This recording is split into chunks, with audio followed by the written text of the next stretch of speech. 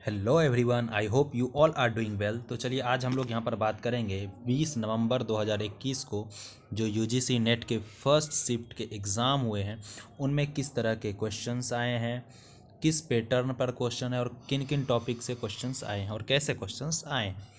तो सबसे पहले हम लोग बात कर लेते हैं आरसी पर। तो आरसी जो था वो बहुत ही ईजी था और डीआई को बोल सकते हैं मॉडरेट लेवल, क्योंकि जो डीआई आया हुआ था वो थोड़ा सा कैलकुलेटिव था लेकिन इजी था।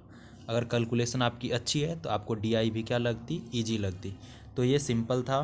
तो आरसी और डीआई की मैंने बात कर ली। अब बात करते हैं आगे की।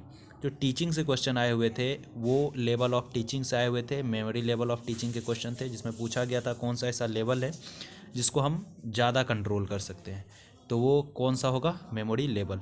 उसके बाद टीचिंग बिहेवियर जो थे उनसे की बिहेवियर के क्वेश्चन पूछे गए थे। और इथिक्स रिसर्च के अंतर्गत इथिक्स जो कि इथिकल इश्यूज़ के बारे में क्वेश्चन था। और आईसीटी से जो क्वेश्चन आया हुआ था वो मेमोरी जो है उसके हायरार्की के बारे में क्वेश्चन था, जिसमें कि बताना था कि जो मेमोरी का लेवल है कौन कौन ज़्यादा है, उसके बाद कौन सा कम है। उसके बाद स्टेप ऑफ रिसर्च से क्वेश्चंस आए हुए थे। फिर ई लर्निंग से आए हुए थे क्वेश्चंस। फिर स्वयं से आए थे क्वेश्चन, जैसे स्वयं और स्वयं प्रभा से क्वेश्चन आए हुए थे। स्वयं प्रभा जिसमें कि क्या है, एक टीवी चैनल है एजुकेशन के लिए। कितने हैं, 34 टीवी चैनल है अभी।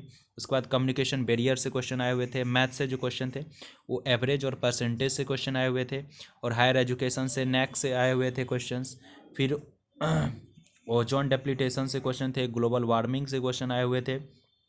उसके बाद जो इंडियन लॉजिक है, इंडियन लॉजिक से क्वेश्चन आए हुए थे कौन सा, हेतु और हेतु प्रमाण, इन सब से रिलेटेड क्वेश्चंस थे। और इनपुट आउटपुट डिवाइस जो है आईसीटी के अंतर्गत उनसे क्वेश्चन थे। और पीपल डेवलपमेंट जो है उससे बायोडाइवर्सिटी डिकेड का क्वेश्चन आया था जो कि 2011 से 2020 है। उसके बाद COP 25 से क्वेश्चन आया था। क्लासरूम कम्युनिकेशन से क्वेश्चन आया था जिसमें कि इन्वायरमेंट किस तरह से अफेक्ट करती है। उसके बाद हीगल से क्वेश्चन था। उसके बाद फिर ब्लूटूथ और वाईफाई से क्वेश्चन आया हुआ था कि ब्लूटूथ और वाईफाई से कुछ क्वेश्चंस थे। जो एग्जैक्ट क्वेश्चन वो तो नहीं पता है हमें। जिसमें बेसिकली जो डिफरेंस होता है क्या होता है कि ब्लूटूथ जो होता है वो शॉर्ट रेंज के लिए होता है और वाईफाई जो होता है वो लॉन्ग रेंज के लिए होता है। और जो वाईफाई होता है वो क्या होता है, एक्सपेंसिव होता है।